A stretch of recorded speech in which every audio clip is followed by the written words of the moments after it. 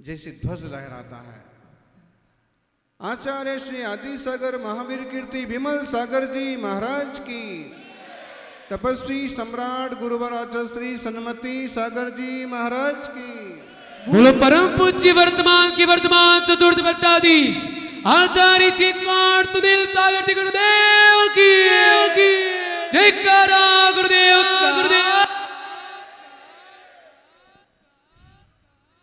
जो संसार में पतन कराए उसे अभिमान कहते हैं,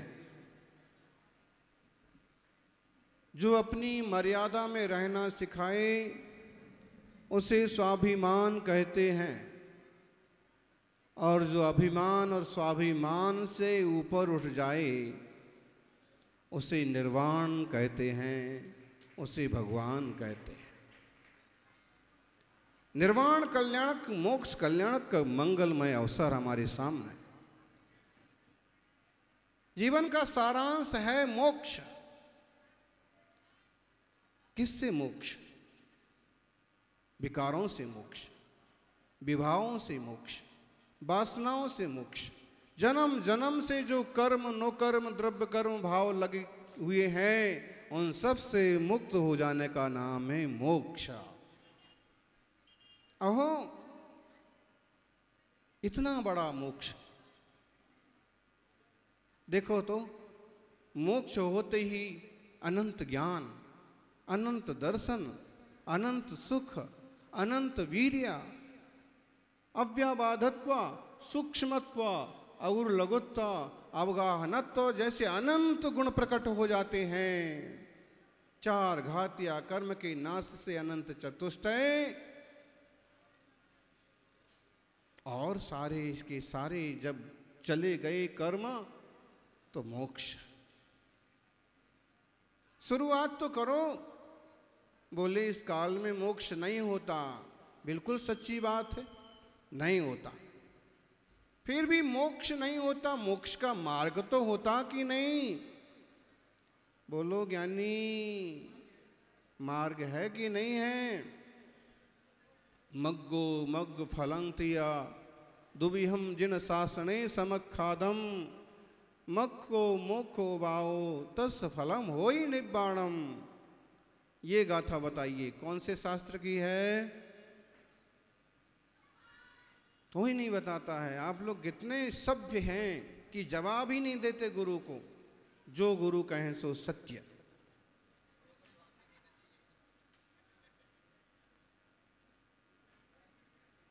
एक महाराज तो यहां तक प्रवचन में बोले कि बोले हम लोग मालूम है क्यों नहीं पढ़ाई करते हैं? हम लोग इसलिए पढ़ाई नहीं करते हैं कि कहीं गुरु से ज्यादा ज्ञानी ना हो जाए। ज्ञानी, गुरु से ज्यादा ज्ञानी तो कौन होगा? गुरु तो गुरु हैं, लेकिन ध्यान रखो जब भी केवल ज्ञान होगा तो गुरु का ज्ञान हो कि शिष्य का ज्ञान हो, सबका ज्ञान महान होगा। कुंद कुंद स्वामी का एक महान ग्रंथ है नियम सार, उसकी ये गाथा है। वहां उन्होंने फरमाया मार्ग है। जिन शासन में वर्तमान में मग्गो मग्ग फलम थी दुविहम जिन शासन समखादम, जिन शासन में दो प्रकार की व्यवस्था कही गई है, एक तो मार्ग, दूसरा मार्ग का फल। दिल्ली वाले क्या हुआ? अरे तुम यहाँ के बूढ़े आदमी से भी टकराओगे तो भी टांग टूट जाएगी।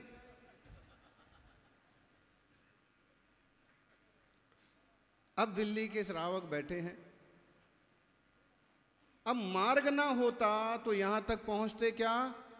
तो मार्ग तो है, बोरी भले बोरी है, लेकिन यहां से दिल्ली तक आने जाने का रास्ता तो, मुंबई तक का रास्ता तो है।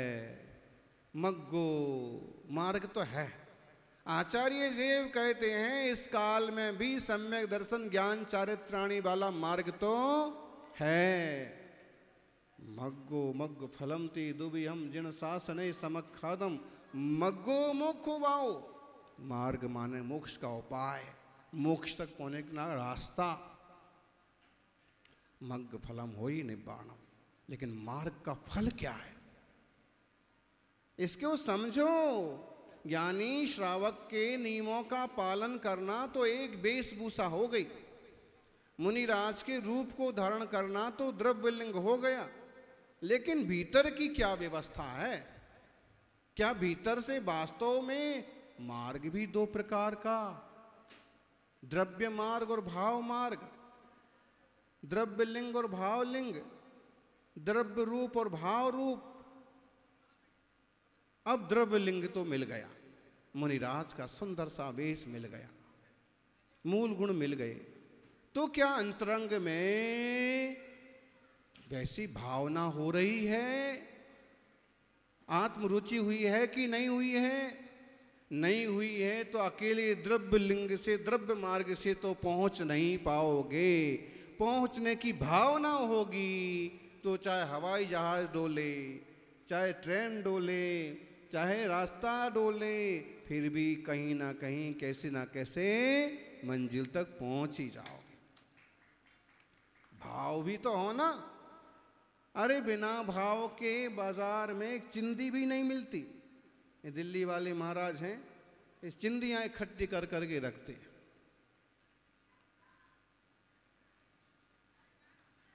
चिंदी भी कीमती हो जाती है जब भगवान को छू जाती है। छोटा कपड़ा, मुखबंधन वगैरह के वस्त्र बाजार में बिना भाव के तो चिंदी भी नहीं मिलती है। चिंदी चोर।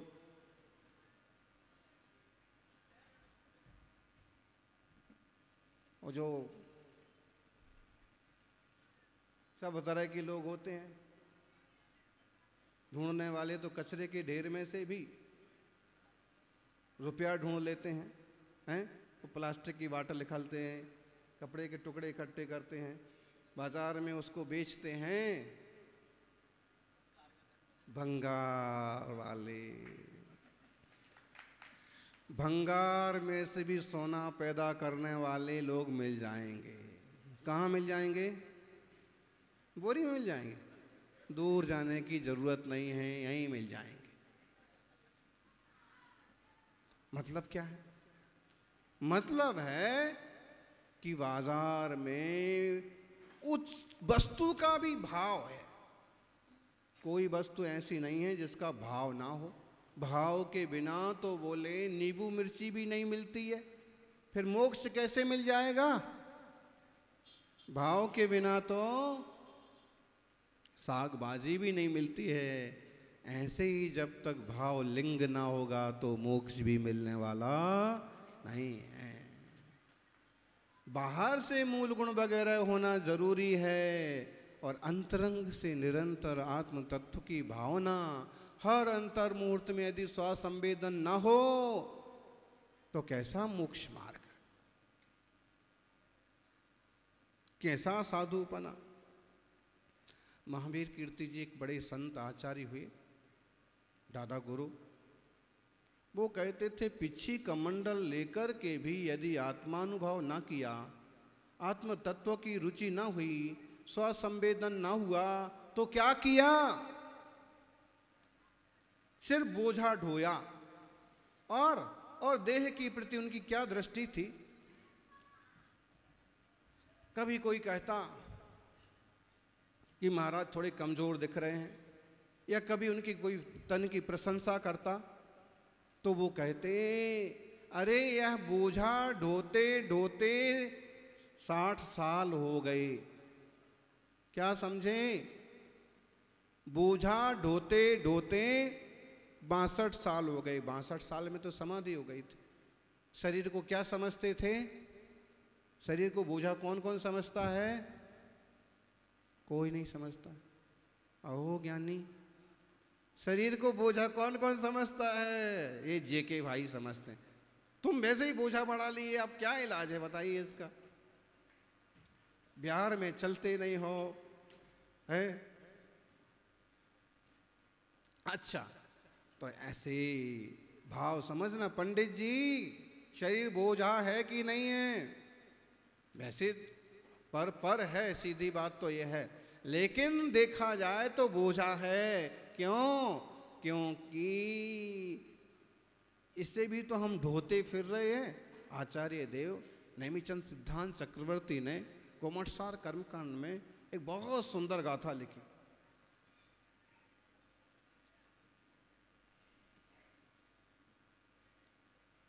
जय भार बहो पुरुषो बहई भरम गेहूण कावलियम।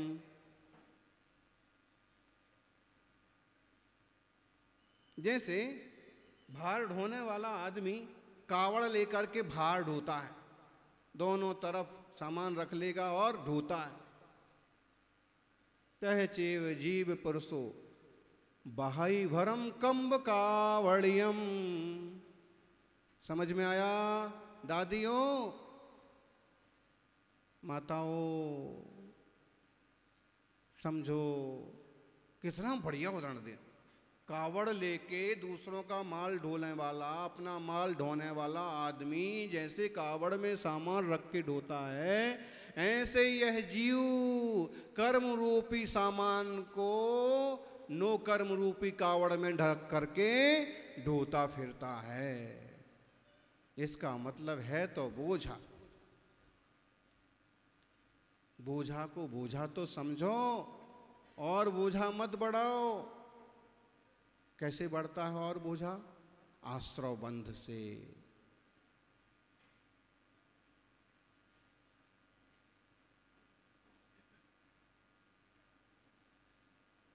कैसे बढ़ता है?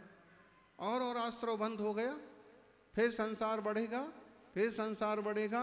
कर्म को मिटाने का मार्ग है मोक्ष मार्ग, और सर्व कर्मों से मुक्त हो जाने का नाम है मोक्ष। तरीका क्या है? रत्नत्रय, यानी गर्भ में आने का फल है जन्म। लाखों करोड़ों जीव गर्भ में आते हैं लेकिन जन्म तक नहीं पहुंच पाते। ये माँ क्या समझती है? मेरे 4 बच्चे हैं, मेरे 2 बच्चे हैं, मैंने 2 बच्चों को जन्म दिया, मैंने 2 बच्चों को गर्भ में धारण किया। ये माँ को पता ही नहीं है कि और लाखों करोड़ों आकर के बीच बीच में मर मरा के कहाँ कहाँ चले गए। क्या समझे? कल एक श्राविका आई, प्रायश्चित दे दो।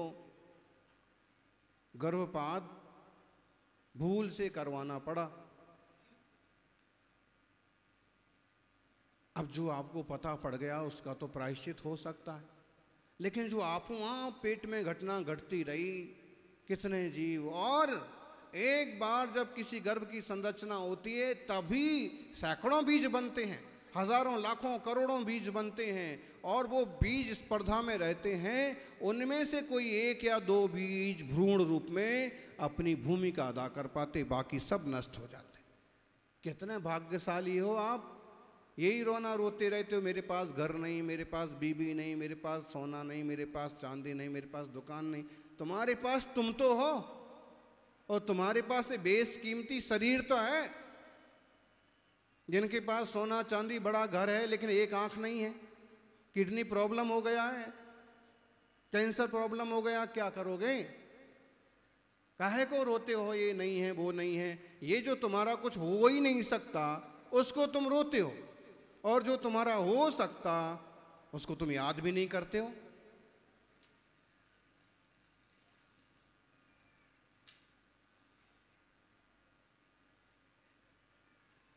जो तुम्हारा हो सकता क्या है? तुम्हारा ज्ञान, धन, चैतन्य, आत्मा, आनंद, शांति, ये सब तुम्हारा वैभव है। इसे याद तक नहीं करते। हाय पत्नी चली गई, हे भगवान, यही चलता रहे। क्या होगा ज्ञानी? ठीक है, व्यवहार को व्यवहार के ढंग से संभालो, लेकिन वस्तु व्यवस्था समझ लोगे तो हर हाल में सुखी हो जाओगे। आओ तो वेलकम, जाओ तो भीड़ कम। कल मुनिश्री ने कहा ना कि आचार्य श्री तो चाहे 4 आदमी हो चाहे 40,000 आदमी हो, दोनों स्थिति में सहज रूप से प्रवचन कर लेते हैं।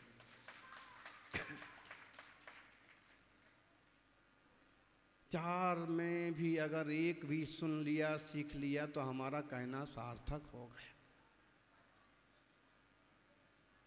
और हम तो अपना स्वाध्याय कर रहे हैं, वचन वर्गणाओं की तरह प्रवाहित हो रही हैं।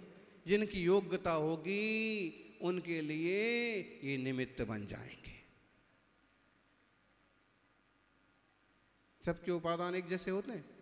वो माइक पर चिल्ला रहे, हम भी कह रहे भाई ऊपर मत आओ, ऊपर मत आओ, लेकिन उसको ऊपर जाने की इतनी उतावल है कि अगर रेलगाड़ी भी सामने से आ रही हो तो भी उसके पहियों के नीचे आके भी ऊपर ही जाएंगे। बताइए, दिल्ली के इतने हट्टे कट्टे युवक को हमने बिठा दिया, फिर भी ऊपर जाने की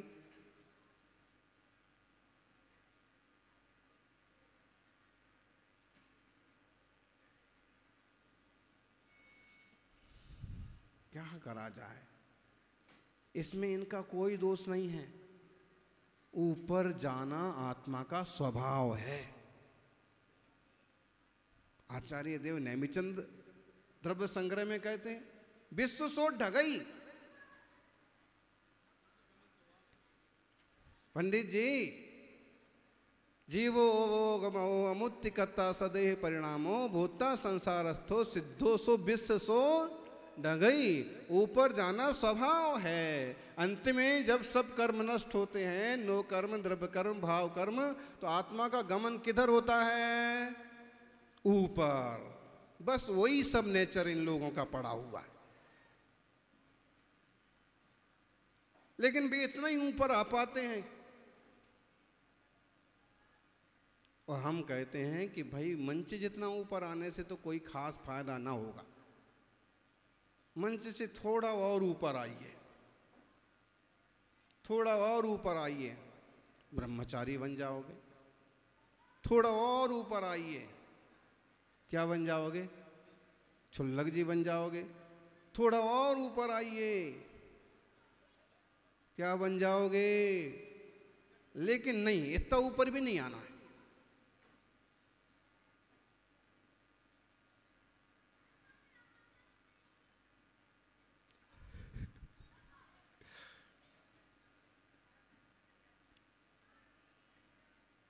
और थोड़ा ऊपर आइए। ऊपर ऊपर जाते जाते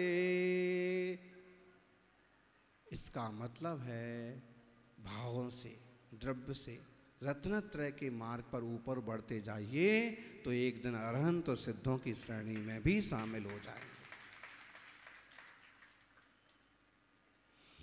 हो ज्ञानी, मोक्ष कल्याणक। अब भगवान का मोक्ष हो गया, फ्री हो गई कमेटी वाली, तो भाई निपट गए।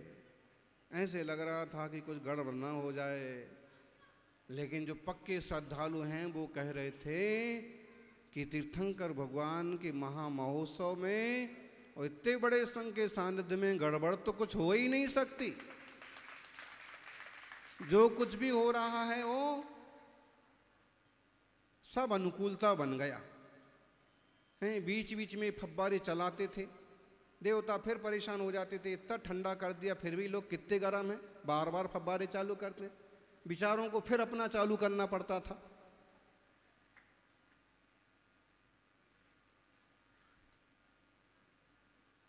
अब उसमें उनका क्या दोष? क्या वो देखते कि फिर फव्वारे चालू कर दिए इनने, तो अब इतने इनको इससे ही शांति नहीं पड़ रही तो थोड़ा कुछ बड़ा प्रबंध कर दो, पूरे गांव के लिए कर दो। चलो, अनुकूलताएं प्रतिकूलताएं आती रहती हैं, लेकिन धर्मात्माओं के लिए प्रतिकूलताएं भी अनुकूलताएं बन जाती हैं। विपरीत परिस्थिति आई है, घबराइए मत। जिस भूमिका में हो उसके योग्य प्रबंध करो, व्यवस्था बनाओ, ठीक है, लेकिन हताश मत हो जाओ। जो जो देखी बीत रागने सो सो होसी वीरा रे, अनहोनी होसी नहीं कबहूं काहे होत। विपरीत परिस्थितियां पड़ जाएं तो इसे ले लो ध्यान में। लेकिन मोक्ष मार्ग में बढ़ने की बात हो तो इसकी श्रद्धा तो करो, लेकिन एक कदम और आगे भी सोचो। क्या क्या देखी बीत राग ने, तू क्या जाने बीरा रे। बीत राग की वाणी द्वारा दूर करो भव पीरा रे। वाणी है, वो वाणी पर चलो, उसे स्वीकार करो, कल्याण होगा, मंगल होगा।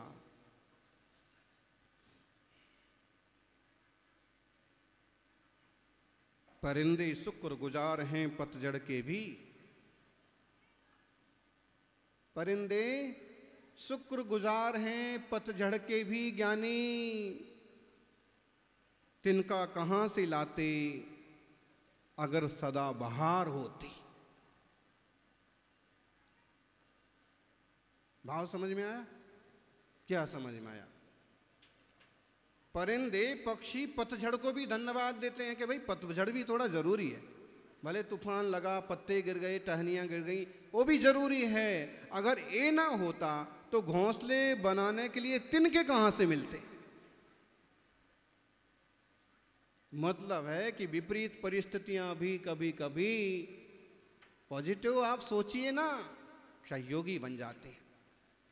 लोग कहते हैं महाराज रात्रि में सारों प्रकार के आहार जल का त्याग कर दें और बाहर जाएं तो फिर व्रती बन जाएं और बाहर जाएं तो फिर। जयपुर में पति पत्नी परिवार आए और उनकी श्रीमती जी ने नियम ले लिया 2 प्रतिमा का। पति देव बोले कि बा अगले हफ्ते तो जाना है शिखर जी, अब तेरी की व्यवस्था कैसे बनेगी। लेकिन हुआ यूं कि शिखर जी गए तो फिर अमुक स्टेशन आया, मान लो मुगलसराय आया, गया जी आया, और वहाँ पूछा बात की तो मालूम पड़ा कि वहाँ भी अपने मेहमान हैं, रिश्तेदार हैं। एक परिचित निकल पड़े तो भाई जी के लिए तो बढ़िया शुद्ध भोजन की व्यवस्था हो जाती और भाई साहब को अपना और डिब्बे में लाया हुआ बासा खाना ही खाना पड़ता। आकर के बताया कि महाराज जी इसने प्रतिमा ले ली तो भी इसकी व्यवस्था हो गई और मैं वही खाता था तो मुझे वही मिला। व्रतियों का भी पुण्य होता है। एक नियम ले लो, सीता संकल्प कर लेती है, चंदना संकल्प कर लेती है, सोमा संकल्प कर लेती है, मनोरमा मनोवती संकल्प कर लेती है, तो देवता आकर के भी उनकी हेल्प करते हैं, सहयोग करते हैं। संकल्प करना तो सीखो। और बोरी वालों ने संकल्प किया तो मेघ कुमार देवताओं ने भी सहयोग दिया। देखो भाई अब आप उनकी बुराई करो बात अलग है, आपकी कैपेसिटी नहीं है उतना लेने की, वो तो भरपूर दिए।